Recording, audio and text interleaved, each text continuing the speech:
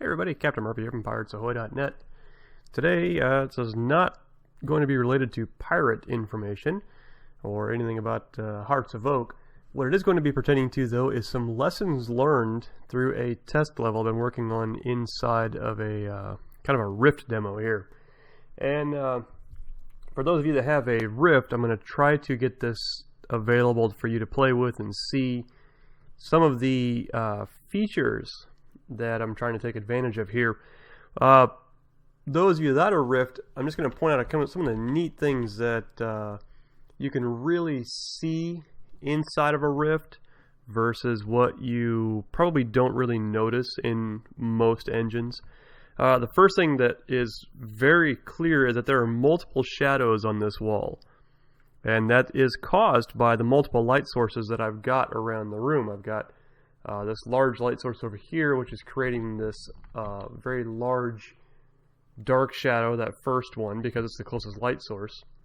The second one over here is creating another line and is illuminating the corner a little bit. And then the third one's creating the more sharp ones for that handrail going up and into the back there.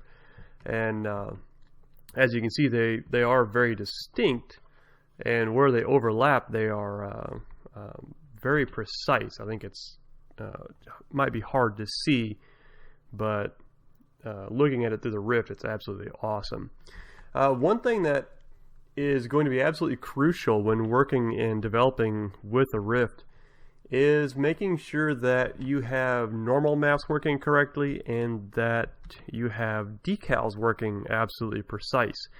If you look down here, those decals on the ground are fighting for dominance, essentially. One is above the other, is above the other, is above the other. So in the Rift, they glow, they flicker, and they go crazy, and they're hard to deal with. But one of the things that is kind of fun is this wall over here has a decal applied to it called Grunge. And in 2D, you can see that there's these dark spots on the wall. Well, I can very clearly see that those are not touching the wall at all. So if I go over here and I get up next to that decal, I can actually lean and I can see the decal is floating off of the wall surface. So even a tiny fraction of change makes that decal look just like crap, essentially.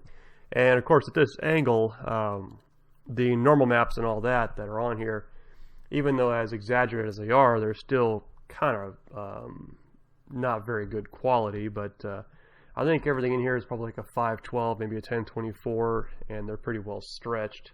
They may need to be a little higher quality, but they are a pretty good asset. Now, one thing I will say is that scale-wise, this is a huge room, so it looks very nice. I mean, it looks just gorgeous.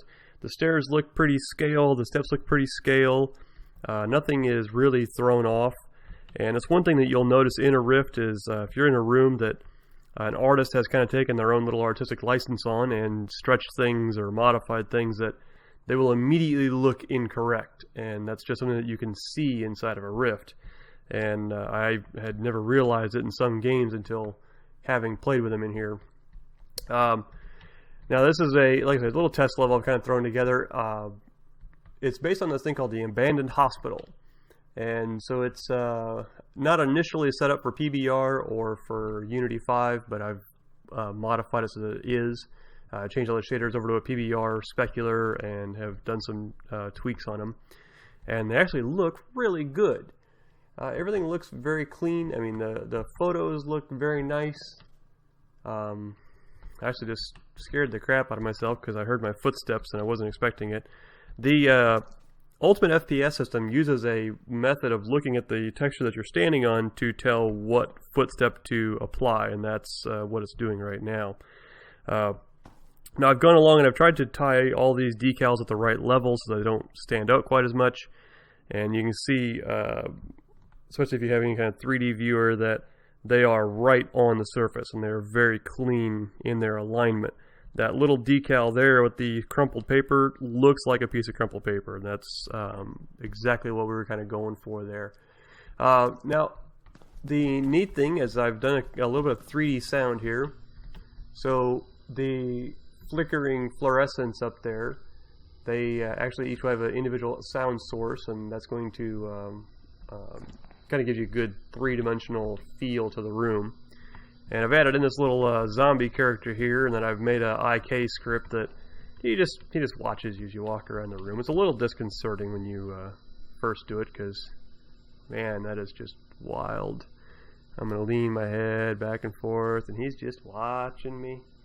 Boy, is that weird. It's like you're just, you know, and it's someone that has explained before. It's like you're invading somebody's personal space when you're this close to him. It's not so much that he's, you know, got zombie look, but it's more so that you just don't generally get this close to somebody. But yeah, kind of creepy.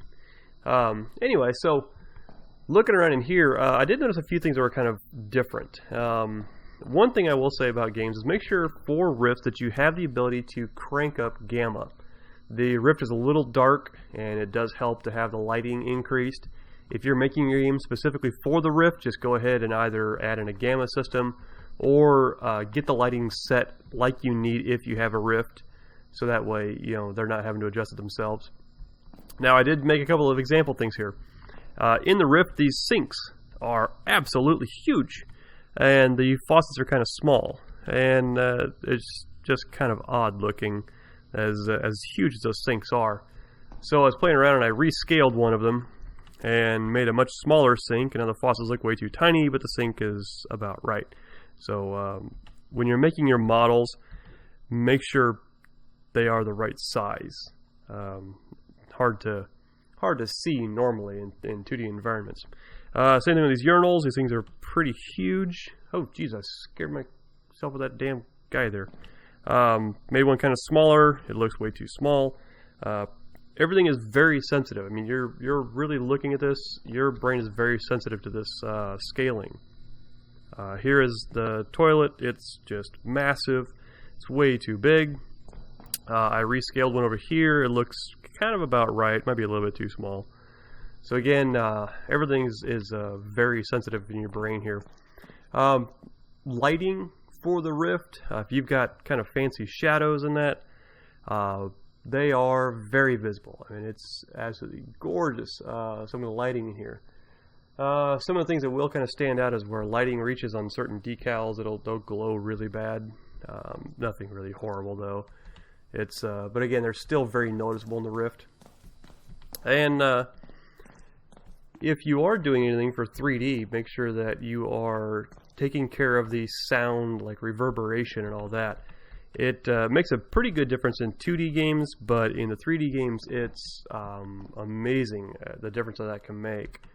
So let me just run down these hallways here. I have a section. The whole area is done with a reverb.